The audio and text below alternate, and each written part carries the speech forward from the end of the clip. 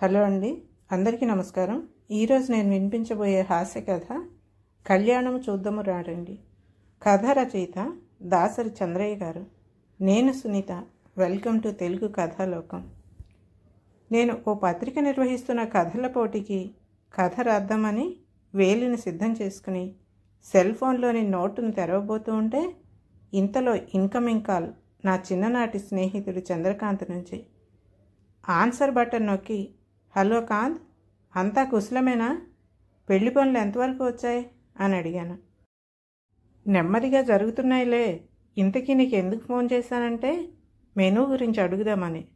నీకు వాట్సాప్లో menu chart పెట్టాను చూడు అన్నాడు. మెనూ చార్టా? అర్థం కాక నోరెళ్ళబెట్టాను. అవును, నీకు ఏ ఐటమ్స్ కావాలో చూసి మెసేజ్ పెట్టన్నాడు వాడు. నాకేమీ అర్థం కాలేదు.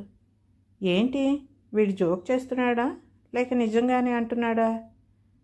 అది కాదు కాంత్, వచ్చే అతిథులందరికీ ఇలాగే వాళ్ళకి ఇష్టమైన ఐటమ్స్తోనే భోజనాలు ఏర్పాటు చేస్తున్నావా?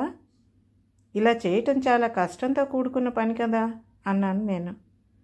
కష్టమేముంది, స్విగ్గీ మరియు జొమాటోకు ఆర్డర్ చేయడమే కదా అన్నాడు కాంత్. ఈ మాటతో అదిరిపడ్డాను నేను. కొంపదీసి ప్రపంచంలోనే ఇలా చేస్తున్న మొదటి పెళ్లిగా గిన్నిస్ రికార్డు సృష్టించడానికి ప్రయత్నిస్తున్నాడా వీడు? 2 సెకండ్లలో తమాయించుకుని, స్విగ్గీ జొమాటోల్లో ఆర్డర్ చేయాల్సినంత అవసరం ఏముంది?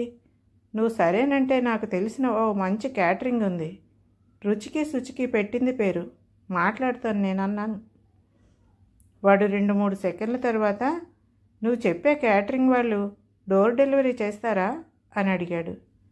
డోర్ డెలివరీ ఏం కర్మ, లోపలికొచ్చి నిక్షేపంగా వడ్డిస్తారు.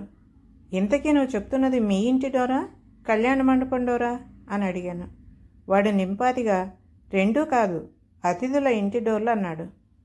ఆ మాటతో నా మైండ్ బ్లాంక్ అయింది. కాస్త తిప్పరాయించుకుని, అతిథుల ఇళ్ళకే విందు భోజనమా? అంటే పెళ్ళికి రావద్దని నా నీ ఉద్దేశం అన్నాను. అందుకు వాడు, రావద్దని ఎవరంటారు? పెళ్ళి అనేది జీవితంలో ఒక మహత్తర ఘట్టం. వచ్చిన అతిథుల ఆశీర్వాదాలలో ఎవరిదో ఒకరిది పని చేయకపోతుందా అని పెళ్లి పెద్దల ఆశ. కానీ పెళ్ళికొచ్చిన అతిథులు పెళ్లి వరకు ఎవరుంటున్నారు? భోంచేసి బయలుదేరుతున్నారు. అందుకే వాళ్ళని ఇబ్బంది పెట్టకుండా భోజనాలను వాళ్ళ ఇంటికే పంపించడానికి ప్రయత్నం చేస్తున్నాం. సరే ఉంటానులే, నువ్వు మెనూ చూసి నాకు మెసేజ్ పెట్టు. ఇంకా చాలామందికి కాల్ చేయాలంటూ ఫోన్ కట్ చేశాడు. నాకు నోట మాట రాలేదు, రాదు కూడా. కథ సమాప్తం.